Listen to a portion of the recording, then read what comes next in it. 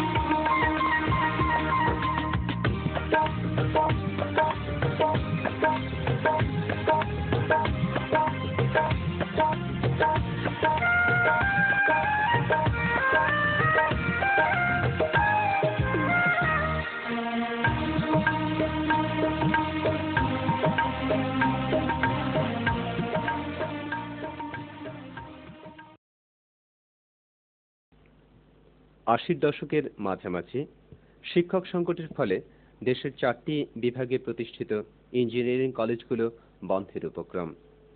এই প্রেক্ষিতে নীতি নির্ধারক মহল প্রকৌশল শিক্ষার মান আন্তর্জাতিক পর্যায়ে উন্নীত করা ও প্রযুক্তি গবেষণার সুযোগ বৃদ্ধির উপর গুরুত্ব আরোপ করে দেশের 4টি ইঞ্জিনিয়ারিং কলেজকে Bangladesh institute of technology ordinance 1986 এর মাধ্যমে বিশ্ববিদ্যালয়ের ন্যায় ডিগ্রি প্রদানকারী স্বায়ত্তশাসিত প্রতিষ্ঠান বিআইটিতে রূপান্তর করে।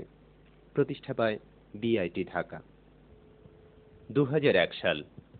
নতুন শতাব্দীতে চারিদিকে নব উন্নয়নের ছোঁয়া। বিআইটি ঢাকা এদেশের ইঞ্জিনিয়ারিং শিক্ষার ক্ষেত্রে জাতীয় সংসদে আলোচিত একটি উজ্জ্বল নাম। উত্তরণের জোয়ার যেন সীমানা মানতে চায় না। বিআইটিগুলো বিশ্ববিদ্যালয় উন্নীতকরণ দাবিতে আন্দোলনের সূত্রপাত করল। বিআইটি ঢাকার ছাত্ররাও বসেছিল না। ছাত্র নেতৃবৃন্দ সুপরিকল্পিত আন্দোলন কর্মসূচি ঘোষণা করে, কিন্তু লাশ ছাড়া কোনো আন্দোলনই বুঝি মহান ঐতিহাসিক পটভূমিটা খুঁজে পায় না। তাই 4 নভেম্বর 2001 সন্ধ্যা 6:30 প্রকৌশল বিশ্ববিদ্যালয় দাবিতে বিআইটি ঢাকার ছাত্ররা এক বিরাট মিছিল বের করল। এক আকস্মিক অনাকাঙ্ক্ষিত ঘটনায় প্রাণ হারান মেকানিক্যাল ডিপার্টমেন্টের বিদায়ী বর্ষের ছাত্র সৈয়দ মোহাম্মদ মোস্তফা।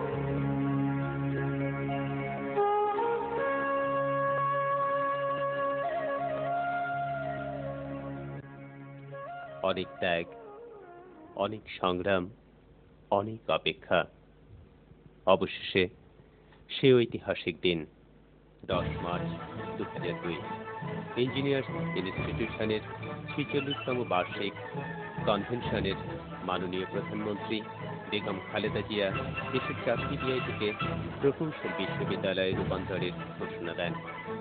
বিআইটি ঢাকার ছাত্ররা মেতে ওঠে স্মরণকালের শ্রেষ্ঠ আনন্দমুখরতায়।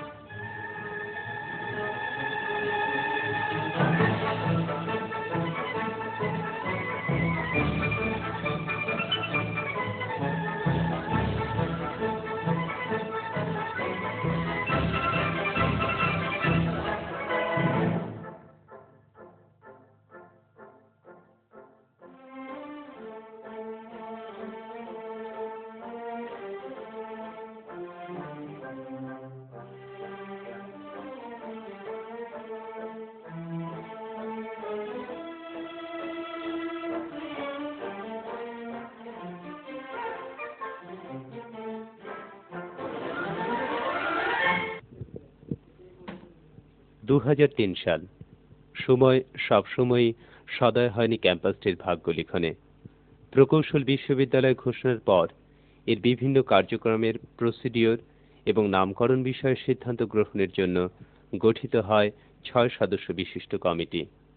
বিআইটি ঢাকার ভাগ্যাকাশে নেমে আসে অমানিসার কালো অন্ধকার, চলে সূক্ষ্ম গোপন ষড়যন্ত্রের নীল নকশা। আন্দোলনের হাতছানি বুঝে আবারও অস্তিত্বের লড়াই কোন সীমান্তে গিয়ে শেষ হবে জানা নেই। তাই তো পিএল পিছালো, পরীক্ষাও।